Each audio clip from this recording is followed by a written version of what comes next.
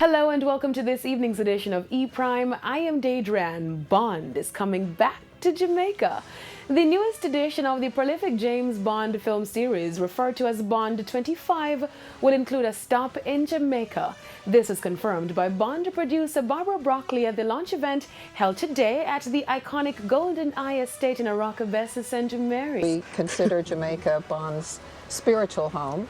So he starts his journey here, and we've built an extraordinary house for him. We've had a tremendous support from the Jamaican Minister of Culture and Tourism, and we've had about 500 people, local people, working on the film already. So we've got quite a ride in store for Mr. Bond. Golden Eye is the former home of Bond creator Ian Fleming and a location where all the James Bond films are written.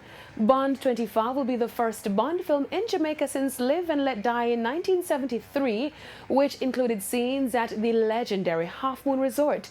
Additionally, Bond 25 will be the first Bond film in the wider Caribbean since 2006's Casino Royale, where filming was done at the Ocean Club on Paradise Island in the Bahamas. Casino Royale saw Daniel Craig depicting the British secret agent for the first time. The actor outlined why the appeal of the Bond films has lasted throughout the franchise's 25 films. Movies have been an event. I mean, I think for myself, I remember going to see them as a kid, and they were a moment. You know, the new Bond coming out was just incredibly exciting, and we've just tried, during my tenure, just tried to sort of continue that tradition of just making movies that stand out and are different from the other movies out there. Bond 25 is expected to be Daniel Craig's fifth and final performance as the fictional MI6 agent James Bond. Meanwhile, the Bond 25 cast was also exclusively confirmed by director Cary Fukunaga. Ray Fiennes, Léa Seydoux, Naomi Harris, Ben Whishaw, Rory Kinnear, and Jeffrey Wright. Got a couple new faces, Dolly Ben Sala, Billy Magnuson, Anna de Armas, David Denzik, Lashana Lynch, and Rami Malek. Film, animation and music manager Jamper Rennie Robinson noted that the staging of Bond 25 launch was a collaborative effort.